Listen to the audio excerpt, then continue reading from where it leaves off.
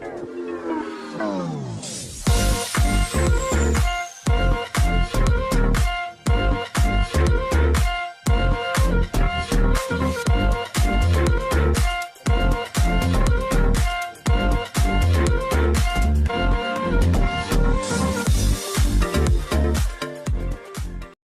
semua, salam sejahtera Malaysia. Selamat datang ke channel Fels Lifestyle. Tuan-tuan dan puan, saudara-saudara yang saya amat hormati sekalian, satu kenyataan besar dari pemimpin UMNO yang pasti mengejutkan ramai pemimpin di kalangan UMNO sendiri, terutamanya Presiden UMNO hari ini, yaitu Datuk Seri Ahmad Zahid Hamidi, yaitu Timbalan Perdana Menteri. Dalam satu kenyataan, sesiapa berhajat keluar parti, dipersilakan keluar. Adakah dengan kenyataan ini bakal menguatkan lagi jentera parti UMNO yang bakal bertanding di pilihan raya negeri yang akan dilaksanakan di 6 negeri pada tahun ini? Ahli UMNO yang berhajat untuk keluar daripada parti itu hari ini dicabar berbuat demikian. Dalam satu artikel, cabaran itu dilontarkan oleh Ketua UMNO bahagian Batu, Gulam Muzaffar Gulam Mustaqim, selain menyatakan mereka seharusnya tidak menunggu lama untuk melakukan tindakan itu. Apa sudah jadi dengan UMNO sehingga akan keluar kenyataan begini? Adakah dengan ini UMNO hari ini berisiko untuk berpecah belah? Mungkin juga berisiko untuk bubar. Nah, itu menjadi persoalan, terutamanya kepada penyokong ataupun pengundi-pengundi Tegar UMNO hari ini. Dalam artikel ini, mungkin juga ada yang sedang menghitung hari untuk mengkhianati parti, untuk mencari tempat, jawatan, dan habuan dari pihak sebelah sana dengan alasan UMNO sudah tidak relevan, akan bungkus, dan tiada harapan jika terus dipimpin oleh Presiden Datuk Seri Dr. Ahmad Zahid Hamidi. Sudah pasti kita juga pernah mendengar sebelum ini beberapa pemimpin UMNO yang tidak menyukai kepimpinan Ahmad Zahid Hamidi sebagai Presiden UMNO. Pada akhirnya, contohnya Khairi Jamaluddin yang sering menekan Zahid Hamidi, sering mengkritik Zahid Hamidi, akhirnya beliau dipecat. Dan begitu juga beberapa pemimpin yang lain.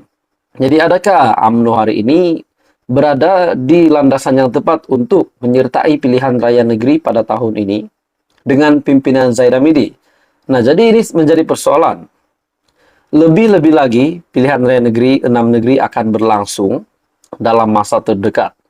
Jika ada sesiapa yang berhajat, dipersilahkan keluar. Sekarang, tak perlu tunggu lama-lama.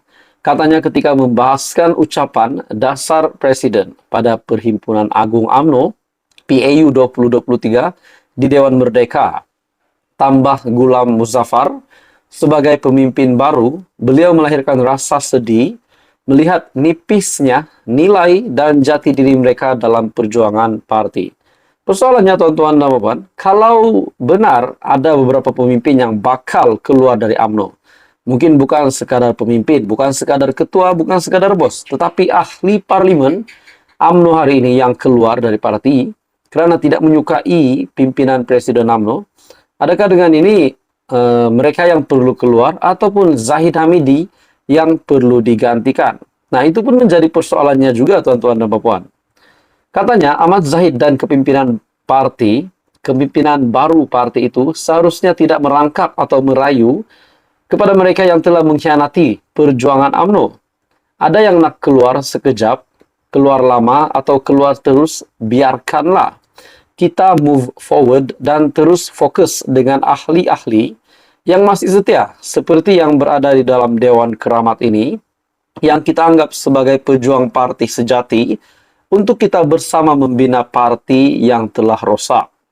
Dalam pada itu, Gulam Muzaffar berpandangan di wilayah persekutuan, pihaknya tidak terasa kebersamaan dalam sistem kerajaan perpaduan berbanding negeri lain, seperti Perak, Pahang, dan Melaka. Beliau juga turut menyifatkan di UMNO di wilayah persekutuan kini seperti pembawa bunga manggar ketika majlis perkawinan. Jadi saudara-saudara, ini satu kejutan. Adakah UMNO berisiko untuk bubar ataupun Zain Amidi pula berisiko untuk digantikan, barulah UMNO dapat naik semula seperti yang dulu. Jadi itu semua menjadi spekulasi, menjadi persoalan lah. Apa komen Anda? Teruskan bersama di dalam channel ini untuk info yang seterusnya. Jangan lupa tekan butang like, share, dan subscribe. Salam sejahtera Malaysia, selamat datang ke channel Fels Lifestyle. Tuan-tuan dan puan semua yang saya amat hormati sekalian, ada saja berita berkaitan dengan rasuah yang pasti mengejutkan ramai. Rasuah, menerima rasuah lah, meminta rasuah lah, terutamanya kepada pemimpin-pemimpin politik yang kita sudah dengar di media yang sudah disahkan menerima pertuduhan di mahkamah. Nah, pada akhirnya pendedahan demi pendedahan dari SPRM, apa yang kita perasan setelah Datuk Seri Anwar Ibrahim menjadi Perdana Menteri, SPRM pula kita dapat lihat semakin agresif menjalankan tugas. Dan ini satu kemenangan besar kepada Datuk Seri Anwar Ibrahim sebagai Perdana Menteri yang betul-betul ataupun amat berkomitmen untuk membanteras rasuah di Malaysia hari ini. Pada akhirnya, ramai juga membuat spekulasi. Adakah Tun Dr. Mahathir menerima rasuah?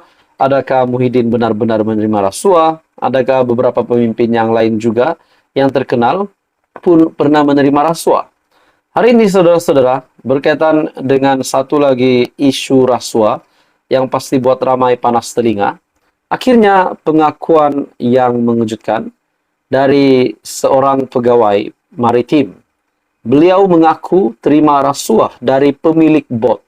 Nah, akhirnya pendedahan ini pasti buka minda, buka mata, buka telinga ramai orang.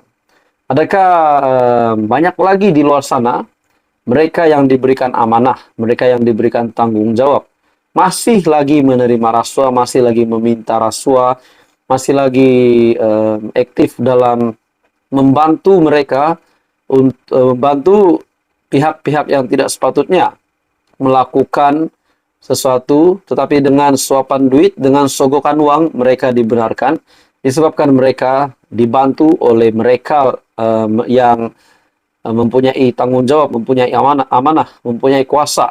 Nah, ini adalah contoh, yaitu pegawai maritim yang mengaku terima rasuah dari pemilik bot. Ipoh, seorang pegawai agensi penguatkuasaan maritim Malaysia, mengaku bersalah atas 5 pertuduhan menerima rasuah daripada pemilik bot di Mahkamah Session Ipoh pada Jumaat.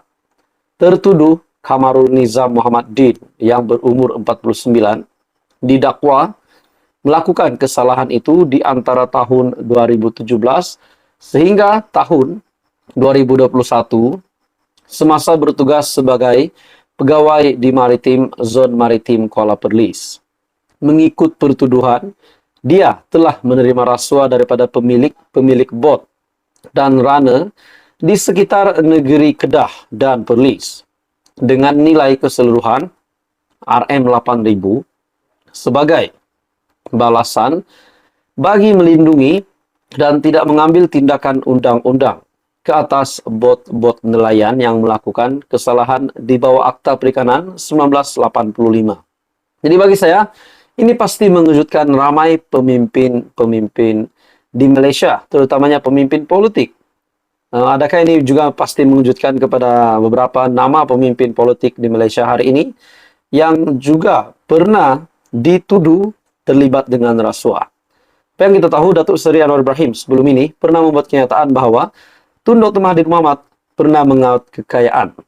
Walaupun kenyataan itu, ucapan itu tidak menyebut nama beliau, tapi sudah pasti rakyat Malaysia tahu siapakah pemimpin tersebut dan sudah pasti pemimpin yang dinyatakan di dalam ucapan itu adalah Tun Dr. Mahathir Mohamad. Jadi adakah ini satu kejutan besar kepada Tun Dr. Mahathir, kepada Muhyiddin Yassin, kepada siapa sajalah pemimpin politik di Malaysia.